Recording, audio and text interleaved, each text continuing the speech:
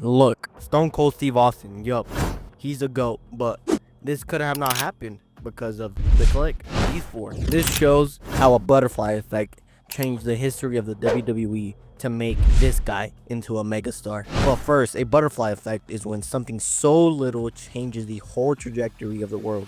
But Austin was born in Victoria, Texas, and he began training as a wrestler in 1988. But the next year, he made his professional debut in 1989, and initially wrestled under various names, including Stunning Steve Austin in WCW, where he won several championships.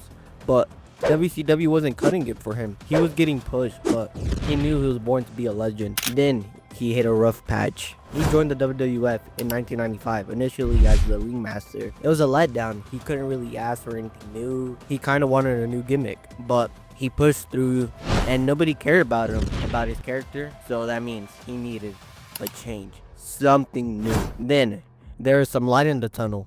Vince McMahon, he gave him a new gimmick, Stone Cold Steve Austin. This was amazing.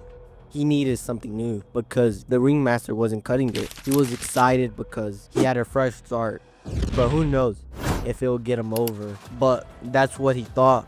It was all down to him to get it over, and Vince told him, do your best with this. So that's what he did. But the butterfly effect started on a fateful night in 1996 when four wrestlers, Scott Hall, Kevin Nash, Shawn Michaels, and Triple H, the Kliq, gathered after a match to celebrate their time together. But let's go to the beginning. So in 1996, Scott Hall and Kevin Nash contracts were cleaned up, and the WWF didn't have money like WCW. So WWF offered them some money, but they felt like they were getting lowballed. So they jumped to WCW for the money, which pissed off Vince, but at this time known as Hunter Hearst Helmsley. He was supposed to win the King of the Ring in 1996 and push him to the main event. But one day, the Kliq were talking in a bar, and one of them brought up to do the Failureware for Hall and Nash. But this was so unimportant in the conversation that nobody thought about it. So after that day, everybody forgot about it, and it went like normal.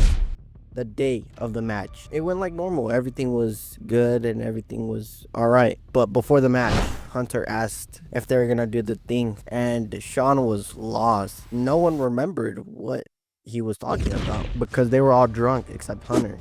So he reminded Shawn, and Shawn just told him to check with Vince if it was okay and just to come out after the match ended. So they came out and everybody was cheering for them, and they knew that this was a farewell for them, but everybody did like it and enjoy it. But the people in the back hated it and made it seem like they were bigger than the company. But Shawn said Vince asked them if it was important to you, and Shawn said yes, it was important to me, and Vince said it's important to me also.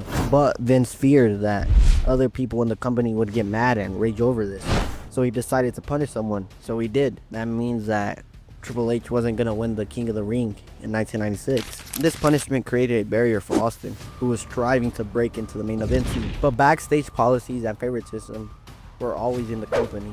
But Austin watched as his peers navigated through these treacherous waters, while he just remained stuck in the mid-card. As Austin began to gain traction with his new gimmick, he faced a significant threat, not just from rival wrestlers, but the management itself, which was reluctant to embrace his anti-hero character fully. Vince McMahon had favorites, and it was the Kliq, which hung over him like a dark cloud. But he thought, who knows, if I won the King of the Ring, would anybody like me? Would I get over? How would I do this? So, in one of Austin's darkest moments, he realized that despite his talent and growing popularity, he might never escape mid-card status. Due to management preferences for other wrestlers like Triple H and Shawn Michaels, this realization made him want to prove them wrong. Then Austin found a treasure, his iconic moment during the 1996 King of the Ring. Austin delivered his legendary promo after defeating Jake the Snake Roberts. He said, Austin 316 says I just whipped your ass. This phrase was amazing because everybody loved it. With his new identity, Austin began to overcome his obstacles that had previously held him back, like Vince having favorites. But his rivalry with Vince became one of the most legendary ones in the company. Each fight was awesome, which made the audience love it. As Austin's popularity soared, so did WWE's rating. He became a megastar overnight. Merchandise sales skyrocketed because of Austin 316. After achieving superstardom, Austin returned to the WWE transformed. He shattered doors for future generations of wrestlers.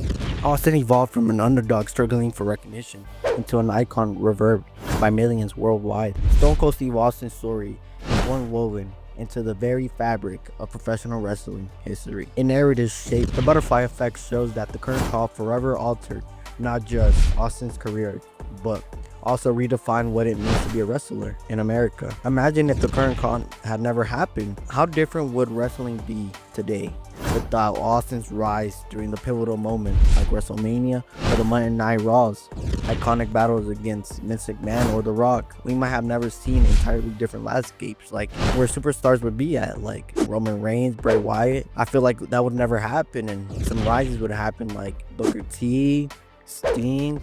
It would be in the top of the top because they would be in WCW. Who knows who would have won, WWE or WCW?